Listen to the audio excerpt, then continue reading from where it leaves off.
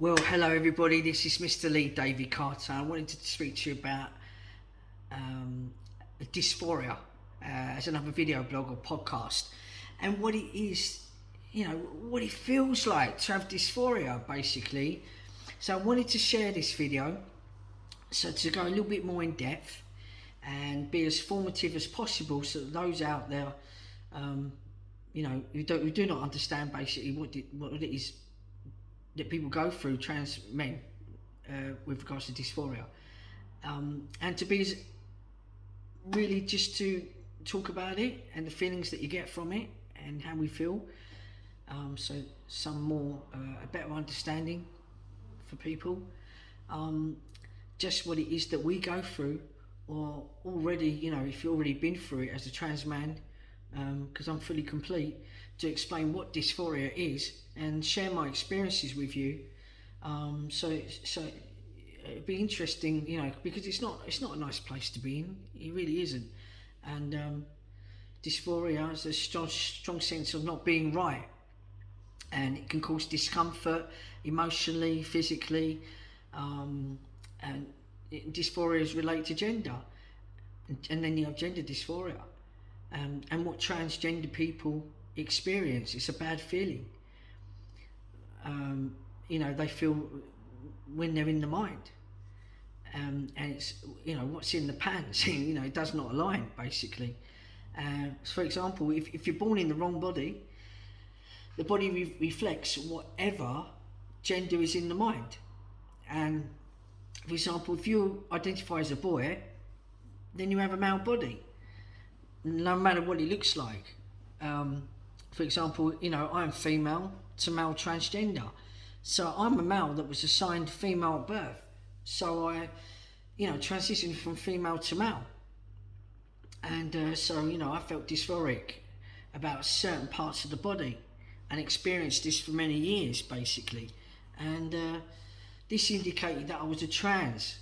Certain parts of the body are feminine, so that I'm biologically female at that time, and I felt such pain and discomfort that parts of my body then made me feel dysphoric.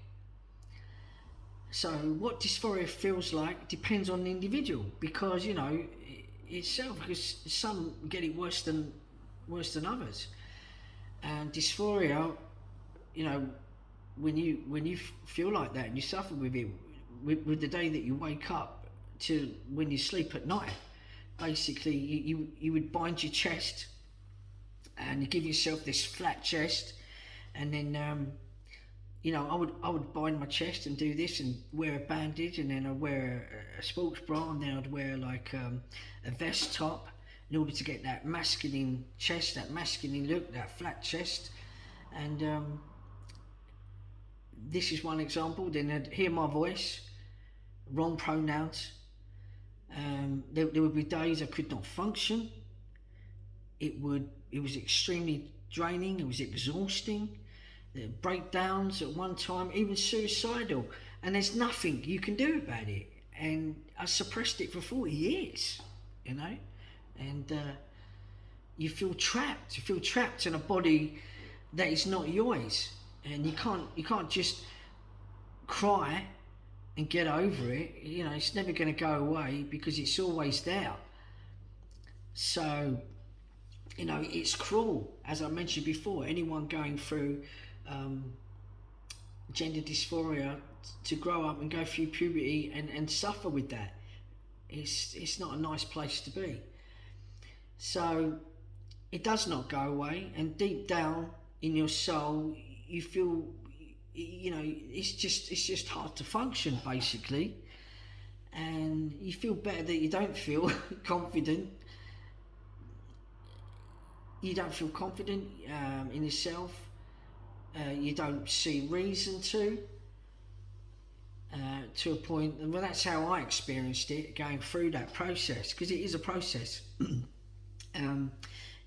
To a point where I felt abnormal. I felt strange, like I didn't belong. Growing up in London, the eldest of 3 siblings, I just felt like, I don't belong here. This is not the place where I'm meant to be. growing up in a different generation where it wasn't heard or even spoken about,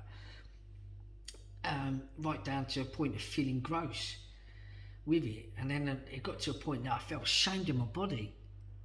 I actually had those feelings inside, to who I am. And it can be seen as very hard and very painful for many people.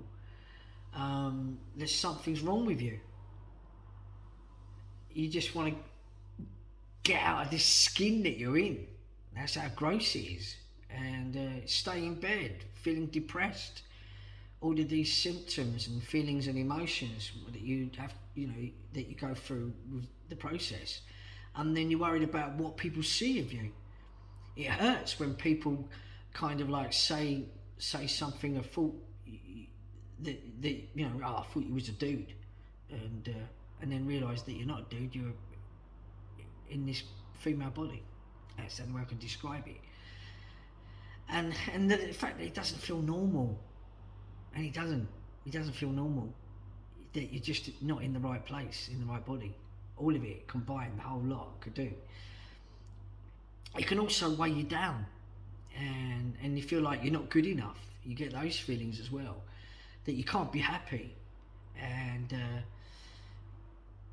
I've been seen on how you feel you are with your body when people look at you. I had those feelings too. But it's not until you start testosterone that basically you start to feel free. You got this sense of freedom. You're breaking free, and then you take your shirt off, and it feels normal. Things feel normal, like you're in the place where you're meant to be. You're shifted into the place of the body where you're supposed to be, and it's a feeling of feeling free, like normal things. And then where I belonged, I was, I just felt that I was in the right part of the world. This is the world. This is where I belong. This is the world I belong to. This is where I should be. Having confidence when it came to relationships, all those things as well. I felt like, I was placed in a box from everybody. That's how it felt. I was in a box from everyone else growing up. So it gives you some understanding that what it feels like when suffering with gender dysphoria, that, whether you're a parent that has a child that's suffering with gender dysphoria, or whether you are an individual yourself going through it. Basically, it's a process that you have to go through. So now today, it's a privilege for me that I just exist. I'm not just a trans man, I'm a man that's living life and just existing, because I went through the transition over a decade ago. To me, it's a privilege that I'm just living my life as a man. And I'm confident, I'm happy, I'm successful, I'm living my full potential, I'm living my purpose, I'm true to myself, who I am, I'm standing in my power, basically. And that's how I feel inside, and it matches who I am on the outside. So basically the most important thing is to be who you are, and whatever it is you're going through, whatever the process is you're going through, the feelings that you're getting, is just to work through it and get through it and be who you are.